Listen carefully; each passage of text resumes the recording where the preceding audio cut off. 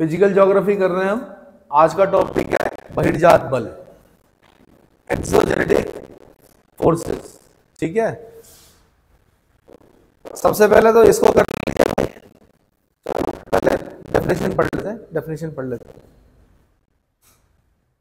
पृथ्वी की सतह पर उत्पन्न होने वाले बल को बहिर्जात बल या एक्सोजेनेटिक फोर्स कहते हैं। बहिर्जात बल को भूमि विकर्षण बल यानी वेयरिंग डाउन फोर्स की संज्ञा भी प्राप्त है। अब आपने क्या क्या याद करना है? पृथ्वी की सतह पर रुकना है। उत्पन्न होने वाले बल को बहिर्जात बल या एक्सोजेनेटिक फोर्स कहते हैं। बहिर्जात बल को भूमि विकर्षण बल पर खास ध्यान देना है, यानी वेयरिंग डाउन फोर्स की संज्ञा भी प्राप्त है। यह बल भूतल पर समतल की स्थापना करता है। क्या करता है? एक्सोजेनेटिक फोर्स में भी आप पढ़ेंगे कौन कौन से फोर्स हैं, तो आप ये देखेंगे कि इनका काम कुछ नहीं है। इनका काम खड्डा है तो उसको भरना है, और कोई ढेर है तो उसको क्या करना? समतल करना है। कुल मिला के पेनी प्लेन बनाना है। क्या है? कुल मिला के धरती को प्लेन करना इनका काम है। एकदम नहीं करेंगे, धीरे धीरे धीरे धीरे करके क्या करेंगे? जो आज पहाड़ है वो पहाड़ एक दिन पेनी प्लेन बनेंगे, जो खाइयां हैं वो भी एक दिन पेनी प्लेन बनेंगी, जो झीलें हैं उनका भी एक दिन जो तल है वो ऊपर तक आकर बिल्कुल मैदान बन जाएगा। 10 किलोमीटर गहरा, 10 तो नहीं ज्यादा बोल दिया मैंने, पर अगर 7 किलोमीटर गहरा खड्डा भी होगा, और 7 किलोमीटर गहरा बोल रहा हूं मैं, वो भी एक दिन पेनी प्लेन बनेगा। उसके ऊपर भी उत्तर प्रदेश और बिहार होंगे। क्या होंगे? मैदान होंगे उसके ऊपर भी। ठीक है, तो पृथ्वी की सतह पर उत्पन्न होने वाले बल को बहिर्जात बल एक्सोजेनेटिक फोर्स कहते हैं। बहिर्जात बल को भूमि विकर्षण बल वेयरिंग डाउन फोर्स की संज्ञा भी प्राप्त है। यह बल भूतल पर समतल की स्थापना करता है। बहिर्जात बल के तत्व हैं जल, पहला क्या है? जल, दूसरा है हिम, और तीसरा है पवन आदि। और इनका प्रमुख कार्य है, आगे कार्य बताओ पहले। इनका प्रमुख कार्य है अनाच्छादन यानी डेनोडेशन,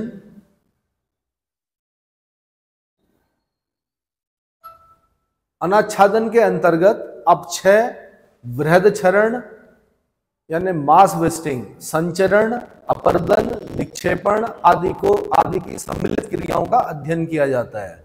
अर्थात अनाच्छादन स्थैतिक तथा गतिशील दोनों क्रियाओं का योग है। एक बार जरा मुझे पूरा चैप्टर दिखाइए, पूरा बड़ा पेज दिखाइए, छोटे में दिखाइए।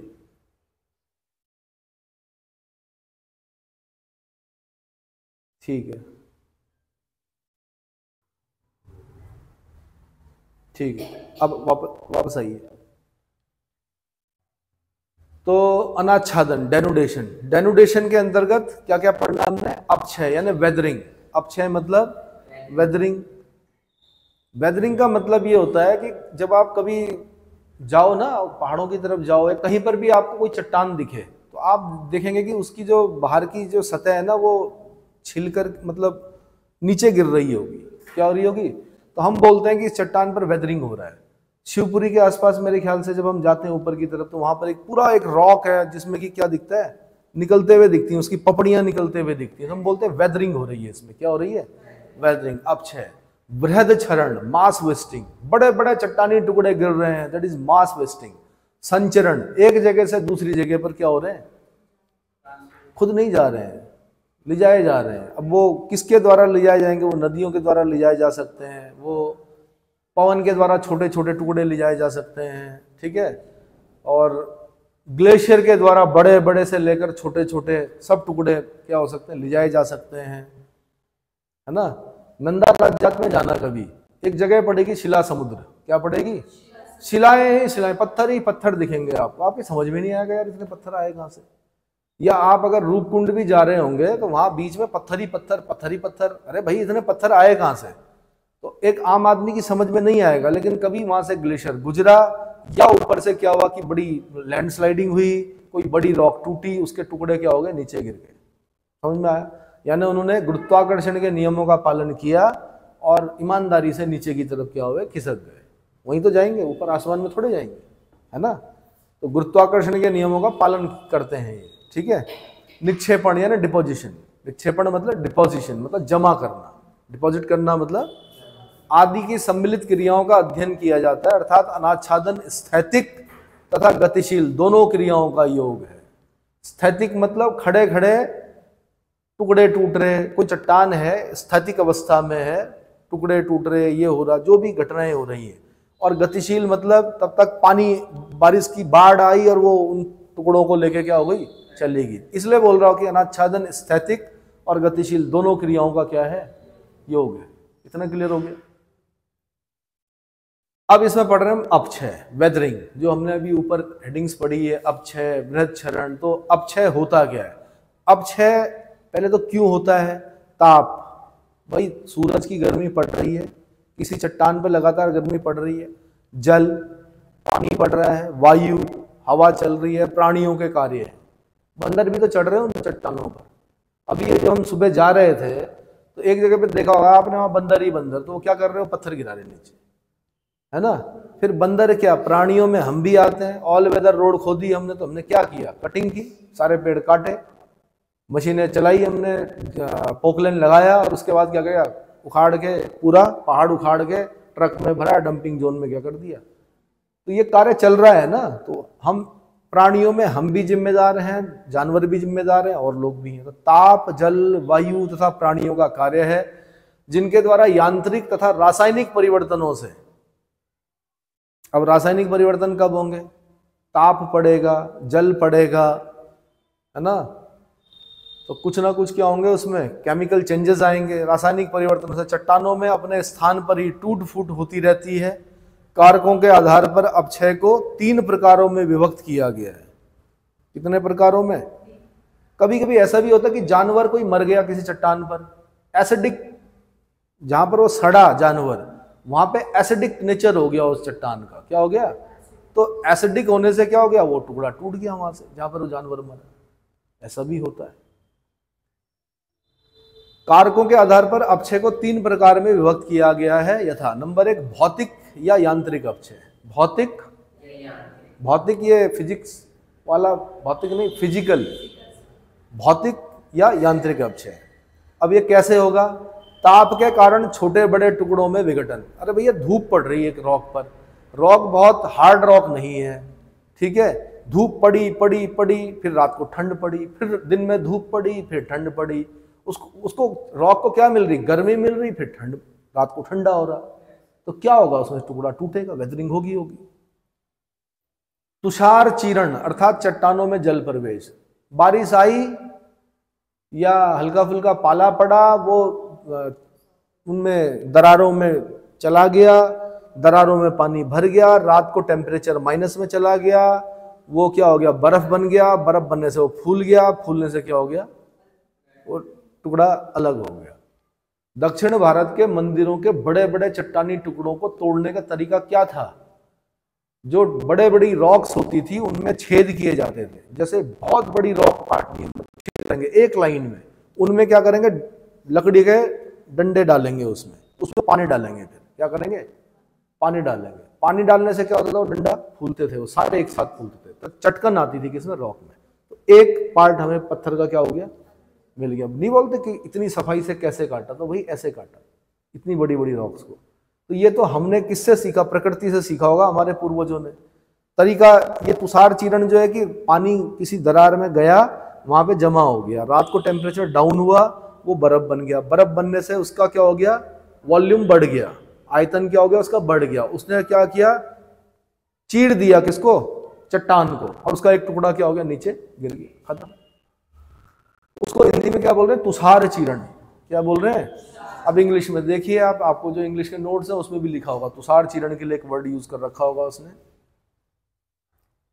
घर्षण, अगला क्या है, घर्षण, अगला क्या है, दबाव, अगला क्या है, तो ये भौतिक और यांत्रिक अपक्षय के कारण में पढ़ रहे हैं।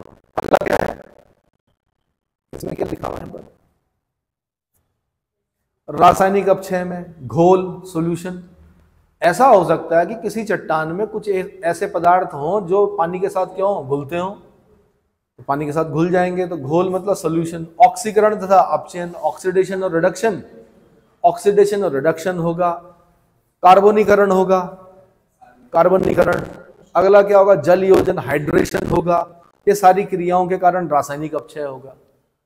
जब मैं क्वेश्चन बनाऊंगा आपसे, टेस्ट लूंगा, तो मैं पूछूंगा कि रासायनिक अपक्षय के कारण हैं, 4 कारण बताइए, तब आप आंसर दोगे मुझे। पहला घोलन यानी सॉल्यूशन, दूसरा दोगे ऑक्सीडेशन एंड रिडक्शन, तीसरा दोगे कार्बनीकरण कार्बनाइजेशन, चौथा देखो जल योजन यानी हाइड्रेशन। ऐसे ही ऊपर दिखाओ, ऊपर दिखाओ। फिर मैं यहां से भी एक प्री का क्वेश्चन पूछूंगा आपसे कि भौतिक और यांत्रिक अपक्षय के कारण हैं, तो पहला देंगे आप ताप, ताप बस काफी है ताप, दूसरा देंगे आप तुषार चीरण, तीसरा देंगे आप घर्षण, चौथा देंगे दबाव। ये आपके आंसर होंगे।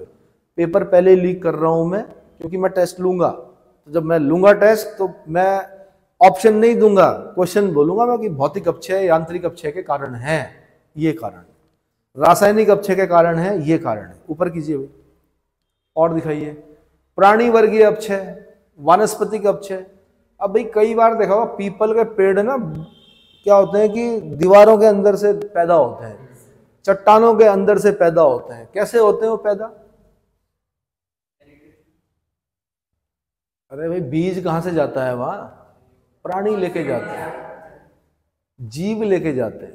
पीपल से कोई बीज जो गिरा उसको किसी प्राणी ने पकड़ा, वो अपने बच्चों के लिए या अपने लिए एकत्रित करने के लिए वो अंदर ले गया, अंदर ले गया तो फिर वो बीज में से अंकुरण हुआ, वो चट्टान के बीच में से निकलने लगा, क्या करने लगा, और चट्टान पर वो पेड़ हो गया। धीरे धीरे उसने अपनी जड़ें अंदर अंदर अंदर अंदर अंदर की और क्या हो गया, चट्टान को तोड़ दिया।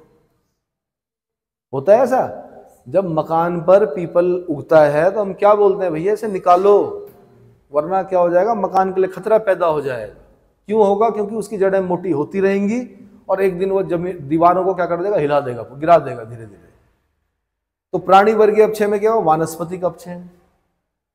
या कई बार ऐसा होता है वनस्पति के पत्ते गिरते रहे, सड़ते रहे, गिरते रहे, सड़ते रहे, कुछ केमिकल रिएक्शन हुई जिससे क्या हो गया, चट्टान के टुकड़े अलग हो गए।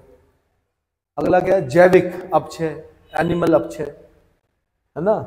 अगला क्या, मानवीय क्रियाएं, मैंने बता दिया, ऑल वेदर रोड एग्जाम्पल आपके सामने। अगला क्या है, अपरदन, इरोजन। अगला हेडिंग क्या है, अब इरोजन में क्या होता है, विघटित तथा वियोजित पदार्थों के अन्यत्र स्थानांतरण को अपरदन कहते हैं। कितना अच्छा शब्द है, विघटित, जो उससे विघटित हो चुका है, टूट चुका है, तथा वियोजित, जो अलग हो चुका है, पदार्थों के अन्यत्र स्थानांतरण। पहले वो वहां पर था, अब कहीं और चला गया।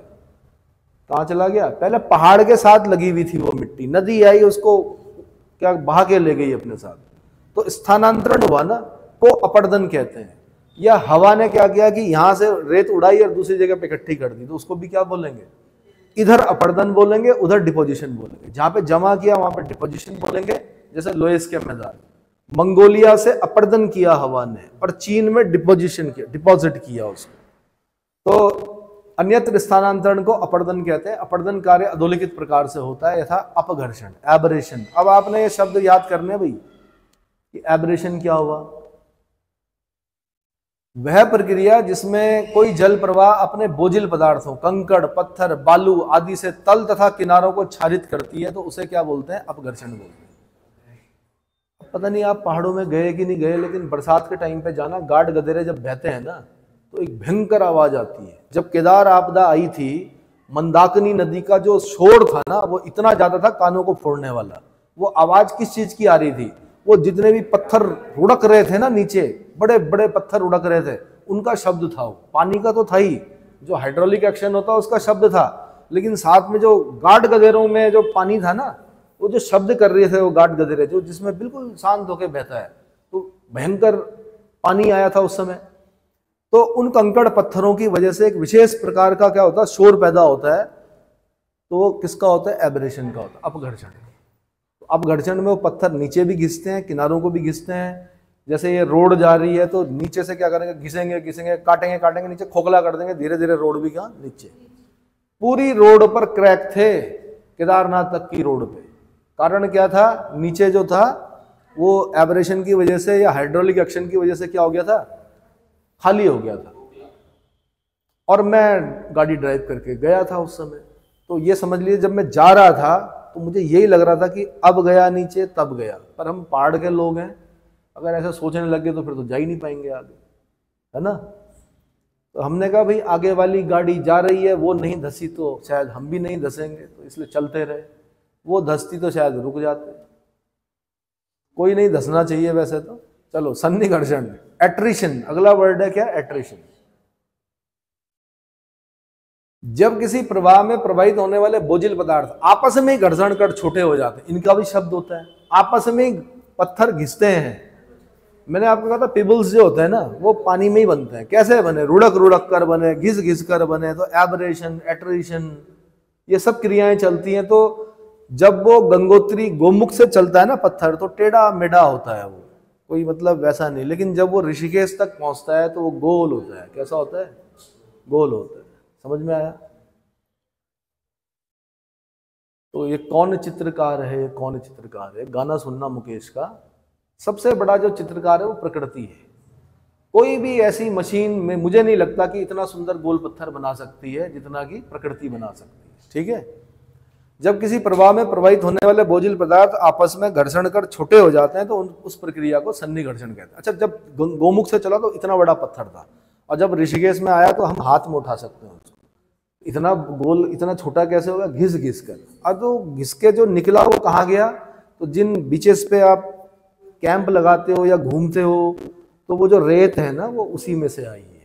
कहाँ से आई है, कोई रेत की फैक्ट्री नहीं है बीच में कि वो गंगा जी के किनारे डाल रहे होंगे, वो वही रेत है। वो रेत कहाँ से आती, लहरों से। गंगा जी की लहरें क्या कर रही होती हैं, इकट्ठा कर रही होती है। अगला संक्षारण को कोरोजन। ठीक है। घुलनशील चट्टानों का जल क्रिया द्वारा, घुलनशील चट्टानों का जल क्रिया द्वारा घुलकर शैल में विलग होने की प्रक्रिया को संक्षारण कहते हैं। इससे कास शिलाकृति का निर्माण होता है। क्या होता है, अब देखिए माना एक चूने का पहाड़ है। क्या है, चूने के, तो एक ज्योग्राफर के हिसाब से देखिए, उस चूने के पहाड़ में पानी, बारिश आई। अब आपके छत में जब बारिश आती है तो कितना पानी निकलता है। तो मैंने कहा एक पहाड़ पर तो पता नहीं कितनी, आपके छत का जो एरिया है कम से कम 1 लाख छत निकल सकती है, उतना एरिया। तो जब आपके छत से इतना पानी निकलता है तो उस पहाड़ पर बारिश का जो उसने कवर किया पूरा एरिया, वो कितना होगा। तो पानी उसके अंदर गया। अब वो क्योंकि चूने का पहाड़ है, क्या है, चूने का पहाड़ है, तो कुछ उसमें से लाट गदेरों के साथ नीचे बह जाएगा, कुछ क्या होगा अंदर जाएगा। अंदर जाएगा तो अंडरग्राउंड कहीं ना कहीं क्या करेगा, रास्ते बनाएगा, सुरंगें बनाएगा। क्या करेगा, सुरंग बनाएगा, कास्ट शिलाकृतियां बनेंगी।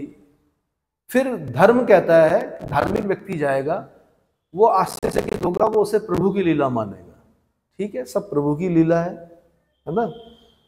फिर वो देखेगा यहाँ गुफाएं बनी हुई हैं, उन गुफाओं में वो कुछ आकृतियां ढूंढेगा। खासकर अगर हिंदू धर्म की हम बात करें, उसमें आकृतियां दिखेंगी। उन आकृतियों में कुछ आकृतियां देवताओं से मिलती जुलती होंगी, तो वो गुफाएं क्या हो जाएंगी, देव गुफाएं हो जाएंगी। क्या हो जाएंगी, आप चाहे पाताल भुवनेश्वर चले जाइए, चाहे वैष्णो देवी चले जाइए, फिर अलग अलग फिर परंपराएं चलती हैं। क्या चलती हैं, फिर उसमें कुछ लोग ये बोलेंगे कि अगर इस गुफा से व्यक्ति नहीं निकला तो वो पापी है, निकल गया तो वो क्या है, क्या है, अच्छा आदमी है, अच्छा व्यक्ति है। इस प्रकार से वो क्या बन जाएंगे, धर्म के केंद्र बन जाएंगे। ठीक है। और वहां जाकर अच्छा भी लगेगा, क्योंकि प्रकृति के सानिध्य में जा रहा है व्यक्ति। किसमें जा रहा है, तो प्रकृति ही ईश्वर है और ईश्वर ही प्रकृति है। किसने कहा है,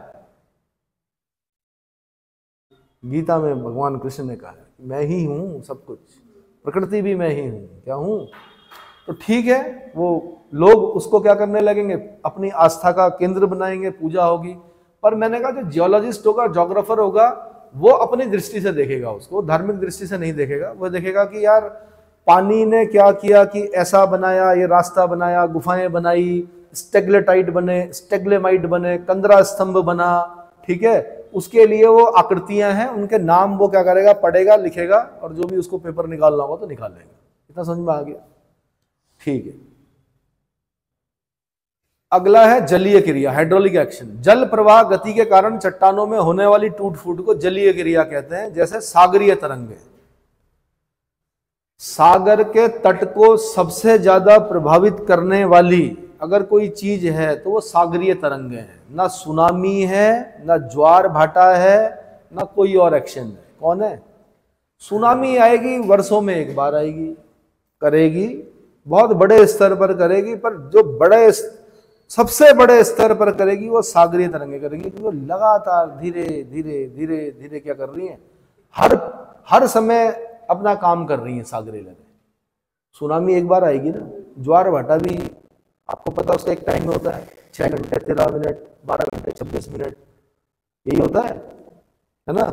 24 घंटे 26 को 52 मिनट, 24 घंटे 52 मिनट, ये टाइम याद करना आपने। 6 घंटे 13 मिनट, 12 घंटे 26 मिनट और 24 घंटे 52 मिनट, ये टाइमिंग उनको पता होती है जो सागर तटीय क्षेत्रों में रहते हैं, उनको पता है ज्वार कब आना है, भाटा कब आना है। आप लोग जाते हो पहाड़ के लोग, कहाँ समुद्र के किनारे बैठ जाते हो, आपको पता ही नहीं ज्वार का टाइमिंग क्या है, बैठे बैठे आप फोन पे लगे हुए सो रखे, तब तक पता चला पूरा पानी भर गया, ज्वार आ गया, तब इंतजार करना पड़ता भाटे का। किसी चट्टान पर अगर बैठ गए वहीं बैठे रहोगे, फिर समझ में आया? तो ये टाइमिंग होती है कुछ, कि कल ज्वार कितने बजे आया था, आज कितने बजे आएगा, ठीक है। तो हाइड्रोलिक एक्शन क्या भाई, पानी में बड़ी पावर होती है। क्या होती है? जल प्रवाह गति के कारण चट्टानों में होने वाली टूट फूट को जलीय क्रिया कहते हैं, जैसे सागरीय तरंगों, हिमानियों एवं नदियों द्वारा होता है। नदी में जब बाढ़ आती है ना, मतलब जब आपने देखा होगा वो ऋषिगंगा में देखा होगा, ऊपर कोई ग्लेशियर मेरे ख्याल से टूटा, एकदम से बाढ़, कई मजदूर भी मरे उसमें। तो जब वो हिट करता है ना जिस पहाड़ को, सीधा टुकड़ा ही निकलता है पूरा पहाड़ का नीचे, क्योंकि जब वो हिट करता है तो नीचे का पूरा खोखला कर देता है, इतनी तेज एक्शन होता है किसका।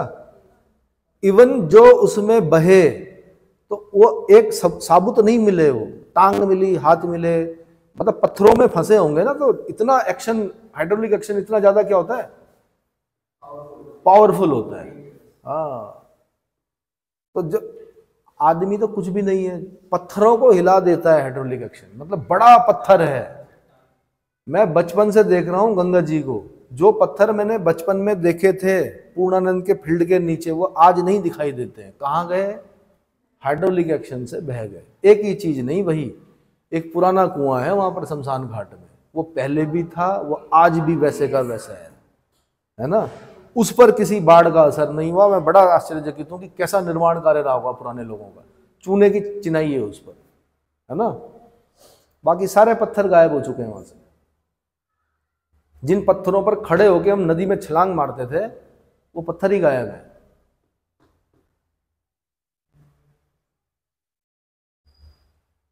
और कुछ लोग वो भी गायब हैं जो छलांग मारा करते थे, क्योंकि वो उन्होंने मारी तो वापस नहीं आए वो लोग। क्यों? क्योंकि वो सीख रहे थे उस समय तैरना। कई लोग नहीं सीख पाते हैं पूरा। अगला जलदाब क्रिया, वाटर प्रेशर। अगला क्या है? जलदाब क्रिया, वाटर प्रेशर। जल दबाव के कारण चट्टानों में होने वाले अपरदन को जलदाब क्रिया कहते हैं। यह मुख्यतः सागरीय तरंगों द्वारा होता है। सागर के किनारे जाओगे ना आप, गुफाएं भी मिलेंगी आपको, पुल भी मिलेंगे, ऐसे मिलेंगे, मतलब पुल बीच में बिल्कुल खाली। अरे भाई किसने किया? लहरों ने किया, मार मार के। क्या? लहरों ने टक्कर मार मार के बीच वाले पोर्शन को घिस दिया, ऊपर पुल बन गया। बाद में वो पुल भी ढह गया, तो फिर वो लंबी सी एक स्टेक बोलते हैं, क्या बोलते हैं उसको, स्टेक एक खड़ी चट्टान मिलेगी आपको, जिस पर लोग क्लाइंबिंग भी करते हैं। क्या करते हैं? रोप वगैरह लेकर क्लाइंब करते हैं उसको। तो सागर तटों पर दिखाई देते हैं ऐसे। किसने किया? सागरीय तरंगों ने किया। तो जलदाब क्रिया कहते हैं। यह मुख्यतः सागरीय तरंगों द्वारा होता है। अगला उत्पाटन, प्लकिंग। अगला क्या है? प्लकिंग। इस प्रकार का अपरदन हिमानी क्षेत्रों में होता है। ग्लेशियल जो वो होंगे, प्लक मतलब उखाड़ना। वर्षा तथा हिम के पिघलने से प्राप्त जल शैल की संधियों में प्रविष्ट हो जाता है तथा ताप की कमी के कारण जमकर हिम का रूप धारण करके फैलता है, जिस कारण शैल कमजोर हो जाती है। इस तरह के कमजोर शैल के बड़े बड़े टुकड़े टूटकर अलग होते रहते हैं। यह प्रक्रिया उत्पाटन कहलाती है। क्या कहलाती है? उत्पाटन। ऐसा लगता है उखाड़ा होगा यहां से। दरअसल क्या हुआ, जल कहाँ चला गया? संधियों में चला गया, जमा, बर्फ बनी, वॉल्यूम ज्यादा हो गया, फैला, टुकड़ा टूट गया। उसको क्रिया को क्या बोला? उत्पाटन बोला। आगे वृहद संचलन, मास मूवमेंट। अब अगला पढ़ रहे हैं मास मूवमेंट क्या होता है। मास मूवमेंट मतलब वृहद संचलन के अंतर्गत वे सभी संचलन आते हैं जिनमें शैलों के मलबा या ना डेब्रिस की वृहद यानी मास का गुरुत्वाकर्षण के सीधे प्रभाव के कारण ढाल के अनुरूप स्थानांतरण हो जाता है, ट्रांसफर हो जाता है एक जगह से दूसरी जगह। वृहद संचलन के लिए अपक्षय अनिवार्य नहीं है, परंतु यह इसे बढ़ावा देता है। वृहद संचलन में गुरुत्वाकर्षण शक्ति सहायक होती है तथा कोई भी भू आकृति कारक, प्रवाहित जल, हिमानी, वायु, लहरें तथा धाराएं, ये सब कारण हैं जो उसको क्या करेंगे, एक स्थान से दूसरे स्थान पर ले जाएंगी। वृहद संचलन की प्रक्रिया में सीधे रूप से सम्मिलित नहीं होते, अर्थात वृहद संचलन अपर्दन के अंदर नहीं आता है। असंबद्ध कमजोर पदार्थ, छिछले संस्तर वाली शैलें, भ्रंश, तीव्रता से झुके संस्तर, खड़े भृगु या तीव्र ढाल, पर्याप्त या मूसलाधार वर्षा एवं वनस्पति का अभाव वृहद संचलन में सहायक होते हैं। अब ये प्री का क्वेश्चन बन सकता है कि वृहद संचलन में सहायक होते हैं कौन कौन। वनस्पति का अभाव, जहाँ पेड़ पौधे घास नहीं होगी वहाँ पर वृहद संचलन क्या होगा, आसान होगा। जहाँ पर मूसलाधार वर्षा होगी वहाँ पर वृहद संचलन क्या होगा, आसान होगा। चीजें एक स्थान से दूसरे स्थान पर आसानी से ले जाई जा सकेंगी, है ना। तीव्र ढाल, क्या करना है, कुछ नहीं, चट्टान टूटी नीचे गिरेगी, क्या होगी, नीचे गिरेगी। अगला वृहद संचलन यानी मास मूवमेंट तीन प्रकार के होते हैं यथा। नंबर 1 मंद संचलन, स्लो मूवमेंट। दूसरा तीव्र संचलन, रैपिड मूवमेंट। तीसरा भूस्खलन, लैंडस्लाइड्स, है ना।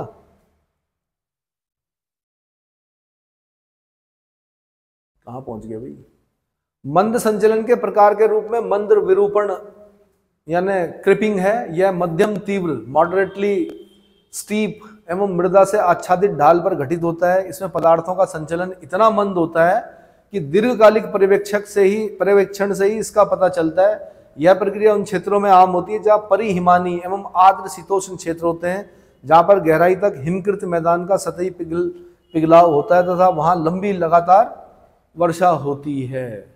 मंद संचलन मतलब कई साल लगेंगे, हो सकता है कि 1000 साल लगे, 2000 साल लगे, है ना भाई। जिस चढ़ाई पर आप चढ़ रहे हो ये क्या है पता है। ये या तो एक बड़ा लैंडस्लाइड है या धीरे धीरे धीरे धीरे वो जो शिवालिक रेंज दिख रही है उसका मलबा है, ये जो धीरे धीरे धीरे बारिश से क्या हुआ है, जमा हुआ है। फिर क्या हुआ कि उस तरफ फिर एक और नदी है, खरा स्रोत, बीच में फिर वो नदी आ गई, उसने उधर से काट दिया, इधर से चंद्रभागा ने काट दिया, बीच में वो पार्ट वैसे का वैसा रह गया। उस पर आप क्या कर रहे हो, चढ़ रहे हो, सुबह सुबह मॉर्निंग वॉक कर रहे हो, वही तो है, समझ में।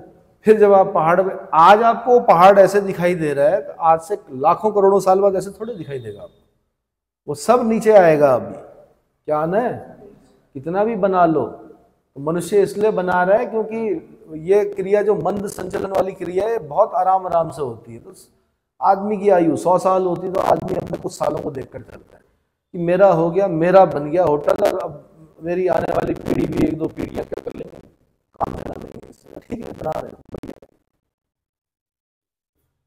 बाकी बड़े बड़े महलों को देखकर तो यही लगता है कि कभी यहाँ राजा रजवाड़े हुआ करते थे, आज कोई भी नहीं है, आज पर्यटक जा रहे हैं वहां पर।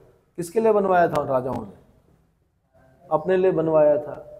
कितनी सुरक्षा की थी, कितनी ऊंची ऊंची दीवारें बनाई थी, कहाँ गए वो दुश्मन, कहाँ गए वो राजा, सब भूता गता, सब भूमि में क्या हो गए, विलीन हो गए। जमाने ने मारे जवां कैसे कैसे, जमी खा गई आसमां कैसे कैसे। क्या, जमाने ने मारे जवां कैसे कैसे, जमी खा गई आसमां कैसे कैसे। बड़े बड़े जो आसमान थे वो सब खा गई जमीन। चलो, तीव्र संचलन आर्द्र जलवायु प्रदेशों में निम्न से लेकर तीव्र ढालों पर घटित होते हैं। अब आपने खाली एक तो ध्यान रखना कहां पर घटित, तीव्र संचलन कहां पर होगा, आर्द्र जलवायु प्रदेशों। कहां पर, आर्द्र जलवायु प्रदेशों में। इसका मतलब ठीक ठाक बारिश होगी वहां पर, से लेकर तीव्र ढालों पर जहां पर तीव्र ढाल होंगे वहां पर घटित होगी। मृदा प्रवाह, सॉइल फ्लो, कीचड़ प्रवाह, मड फ्लो, मलबा अवधाव यानी अवलांच, इस संचलन के प्रकार है, इस संचलन के तीव्र संचलन।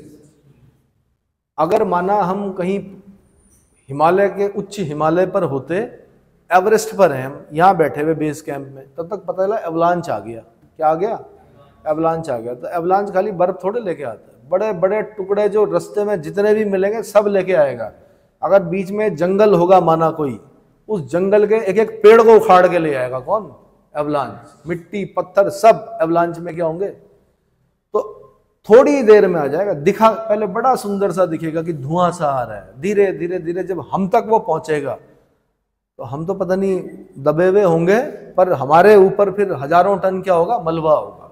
कौन लेके आया? एवलांच। कितनी देर में लाया? मुश्किल से 10 15 20 मिनट में खत्म सब। तीव्र संचलन। मड फ्लो, कीचड़ की बाढ़ आती है। हेती में आई थी एक बार बाढ़, कीचड़ की बाढ़, कीचड़ ही कीचड़। और कीचड़ थोड़ा देखो, पानी वाली बाढ़ तेज आएगी, कीचड़ वाली बाढ़ भी आएगी, लेकिन यह है कि थोड़ा उससे धीमी होगी। पर क्या होगा कि जैसे ये शहर है पूरा, अगर माना वहां से कीचड़ की बाढ़ आती है, वैसे नहीं आएगी, शिवालिक में नहीं आएगी, पर माना आती है, तो समझ लीजिए कि जिस लेवल पे आप बैठे हो वहां तक पूरा क्या होगा? पूरा मैदान बन जाएगा। किस चीज का? जब वो कीचड़ सूखेगा तो कीचड़ खोद के निकालना पड़ेगा कि मेरे नोट्स कहाँ थे जो मैंने बनाए थे। समझ में आया? आपको ज्योग्राफी में, आपका ज्योग्राफी तब अच्छा होगा जब आप इमेजिन करोगे। क्या करोगे? या तो आप उसको यूट्यूब पर देखें, आपके पास दिव्यास्त्र हैं, उन पर देखें कि भाई कीचड़ की बाढ़ कैसे आती है, इन चीजों को देखो। मड फ्लो क्या होता है, एवलांच क्या होता है, सॉइल फ्लो क्या होता है, मृदा प्रवाह जिसे बोलते हैं, है ना। या फिर क्या करो, इमेजिन करो कि कैसे आता होगा और कितना खतरनाक होता होगा। ये आप क्या मतलब जो आपने कल्पना नहीं की है उससे ज्यादा खतरनाक होती हैं ये चीजें। अगला क्या है? भूस्खलन। ये तो आपको पता ही है, उत्तराखंड के लोग हो तो भूस्खलन तो पता ही होगा। भूस्खलन अपेक्षाकृत तीव्र एवं अवगम्य संचलन है। इसमें स्खलित होने वाले पदार्थ अपेक्षाकृत शुष्क होते हैं, है ना। तो हम तो अभ्यस्त हैं कि जा रहे थे पहाड़ पे, तब तक लैंडस्लाइड हो गया, रोड ब्लॉक हो गई, रोड के आगे जो सीधी रोड थी, रोड ही गायब हो गई या ढेर लग गया मिट्टी का। अब क्या करें? तो अब क्या वापस जाएं? नहीं। अब क्या करेंगे? पूछेंगे, हाँ भाई अब तो नहीं होगा कि, तो बताते हैं वो ग्रेफ वाले बताते हैं या BRO वाले बताते हैं अब नहीं होगा।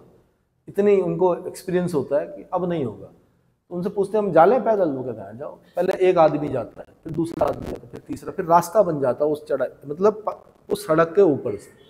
फिर क्या होता है कि यहाँ से वहाँ गए तो वहाँ की गाड़ियाँ फिर बैक होती हैं। तो अब इस गाड़ी में हमने टिकट ले रखा है, अब क्या करेंगे? सारे लोग उस गाड़ी में, उसके लोग इस गाड़ी में, ये गाड़ी यहाँ छोड़ेगी, वो गाड़ी वहाँ छोड़ेगी। आपस में उनका क्या होता है? बंटवारा जो भी होगा कि हाँ भाई मैं इतने किलोमीटर चला, मेरा इतना डीजल लगा, तेरा इतना चला, तू इतना डीजल लगा, मैं उतराई पर था, तू चढ़ाई पर था, अब इतने इतने पैसे बांटो, तुम उनको लेके जाओ हमारी सवारियों को, हम तुम्हारी सवारियों को वहीं छोड़ देंगे, खत्म।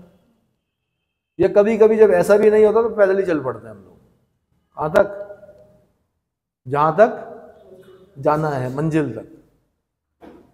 समझ में आया? यहां लोग रुकते नहीं है उत्तराखंड में। अब नए नए जो कोमल लोग हैं वो रुक जाते हैं, वो गालियां देते हैं, अभी तक बुलडोजर नहीं आया, JCB नहीं आया। पुराने लोग नहीं रुकते थे, पुराने लोग कहते चलो भाई पैदल चलो।